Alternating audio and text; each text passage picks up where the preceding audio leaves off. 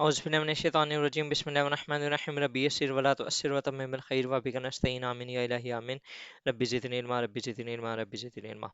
नाज़रीन, आज हम एक और इंग्लिश की ऐसे की आउटलाइन के ऊपर बात करेंगे, role of youth in nation building. तो यूथ जो होती है वो किसी भी कंट्री के अंदर, किसी भी नेशन का एक क्रिटिकल पार्ट होती है, और वो उसकी डेवलपमेंट के अंदर, उसके प्रोग्रेस के अंदर बहुत ज़्यादा इंपॉर्टेंट रोल प्ले करती है। दैट वाज द रीज़न के जो कायद अज़म के ज़्यादातर खुतबात हैं वो मेरे देश के, मेरे इस वतन के नौजवानों के नाम थे। ठीक है। इकबाल ने भी अपने जो नौजवान थे उनको शाहीन का लक़ब दिया था। तो ये जो यूथ होती है वो बहुत ज़्यादा क्रिटिकल रोल प्ले करती है इन द नेशन बिल्डिंग। आज हम इसी के ऊपर ही बात करेंगे। The youth comprising individuals in the age group 15 to 30 years represent the driving force behind the progress and development of any nation. They are imbued with passion, energy, and innovation, making them pivotal agents of change and transformation. अब इसको उसी तरीके से जिस तरह मैं करता हूँ, हम 3 से 4 पर्सपेक्टिव के अंदर देखते हैं, political, economic and social perspective. Politically अगर देखा जाए तो पॉलिटिकल पार्टिसिपेशन एंड गवर्नेंस, इससे क्या होता है कि एक यंग जो लीडर्स होते हैं वो जनरेट होते हैं आपके कंट्री के अंदर। जब आपकी जो यंग जनरेशन होती है वो आती है पॉलिटिक्स के अंदर। अरब स्प्रिंग यही थी, जिसने अरब स्प्रिंग के अंदर क्या था, जो मिडल ईस्ट के अंदर यूथ था उन्होंने ही प्रोटेस्ट स्टार्ट की, और ओवरऑल जो लीडर्स थे उनको डिथ्रोन किया था। मुराद सईद पाकिस्तान के एक इमर्जिंग लीडर हैं, वो भी यंग मीन के जो आपकी स्टूडेंट पार्टीज होती हैं या स्टूडेंट यूनियंस होती हैं, वहाँ से वो इमर्ज हुए। तो इस तरीके से मुल्क के अंदर स्टूडेंट यूनियंस को और ज़्यादा फ्लरिश करने की ज़रूरत है, जिससे क्या होता है, आपको लीडर्स मिलते हैं। Civic engagement and social activism, Greta Thunberg global climate जो एक्टिविस्ट हैं, the student led March of Our Lives movement in the United States advocating for gun control. उसके अलावा और भी ग्रेटर थनबर्ग ने और भी बहुत सारे ख़ास तौर पे इन्वायरमेंट के ऊपर जो इन्होंने काम किया है, ये आगे भी फर्दर इनका आएगा।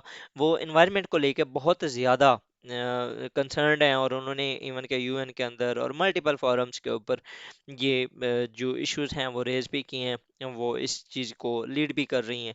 तो ये कौन कर रहा है? ये यूथ है।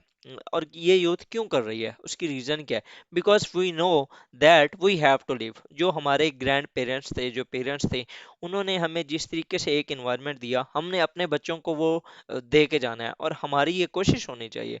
और ये एक एथिकल जो नॉर्म है ये भी बनती है कि हम जो अपनी फोर्थ जनरेशन्स हैं, जो आने वाली जनरेशन्स हैं, उनको हम एक इस तरह का इन्वायरमेंट दे के जाएं जिसके अंदर वो पीसफुली एक अच्छे तरीके से सांस तो ले सकें।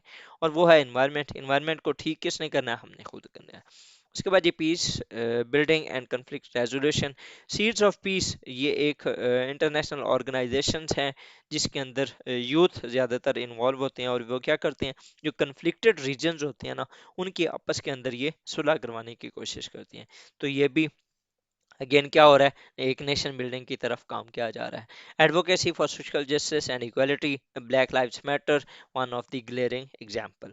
इकोनॉमिक पर्सपेक्टिव में देखा जाए तो यूथ बहुत ज़्यादा रोल प्ले करती है। एंटरप्रेन्योरशिप एंड इनोवेशन के अंदर मार्क जकरबर्ग का नाम आप सब जानते हैं। उन्होंने किस तरीके से अपने मुल्क की इकोनॉमी के लिए एक अच्छा रोल प्ले कर रहे हैं। टेक्नोलॉजी एंड डिजिटल इन्वायरमेंट, अब digital literacy programs in rural India, उसने ये इस टाइम इंडिया की जो इकोनॉमी है वो जिस तरीके से ग्रो कर रही है वो हम सब के सामने है।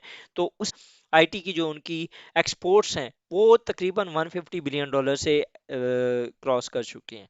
तो आप यहाँ से अंदाज़ा लगा सकते हैं कि किस तरीके से उनकी जो यूथ है वो मुल्क की इकोनॉमी के अंदर किस तरीके से रोल प्ले कर रही है।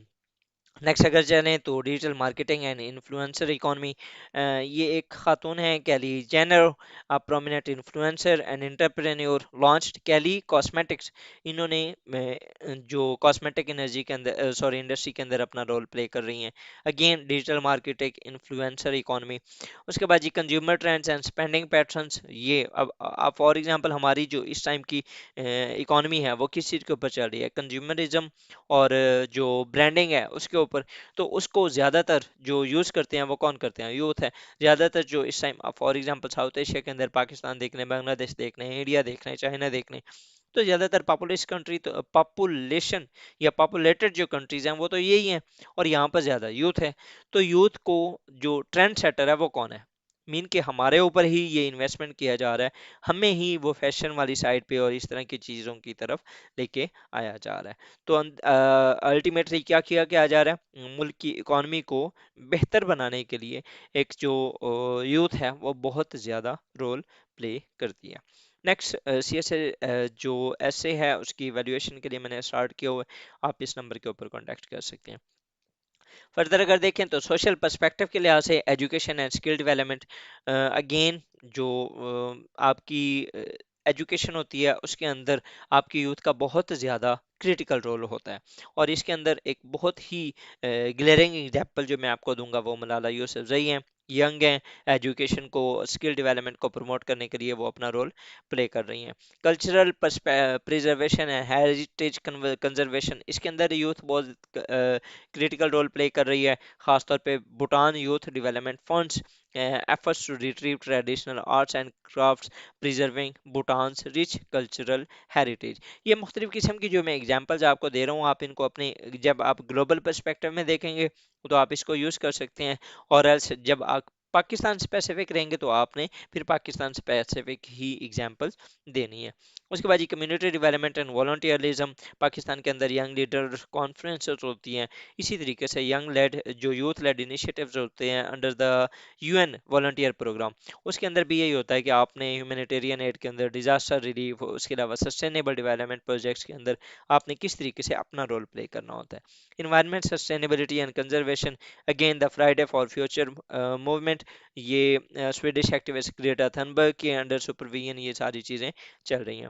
Gender equality, he for she campaign under the nose of United Nations, तो वो भी इसी चीज़ के ऊपर काम कर रही है कि किस तरीके से इंसान को, जो मैन है, उसको वोमेन के लिए स्टैंड लेने की ज़रूरत होती है।